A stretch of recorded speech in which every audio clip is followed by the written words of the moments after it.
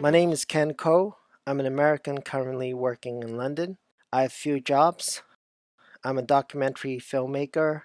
I teach filmmaking in New York and LA. These are some of my students in Hollywood. I'm also a firearms instructor and a private pilot. This is me and my wife, Marie. God brought us together when we were teenagers. We've been married for 21 years. We have 4 beautiful children. Marie is French, from Lyon, but she served in the British Army. Marie now works with Veterans for Child Rescue.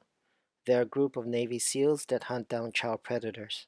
Almost 2 years ago, I came across Ala Peter's Fibonacci Trading Institute, and her Fibonacci method blew me away. I didn't completely understand it at the time, but I knew I hit the jackpot with this method. I've been basically a loser trader for the previous 2 years and blew up my account twice, so I was hesitant to start trading again. I paper traded the method every day for almost about a year. Then came the coronavirus, and we were in lockdown in London. I started trading my life account. I trade only SPY ETF options and cryptocurrencies. In the past 9 weeks, I've had 68 trades and 68 wins and 0 losses.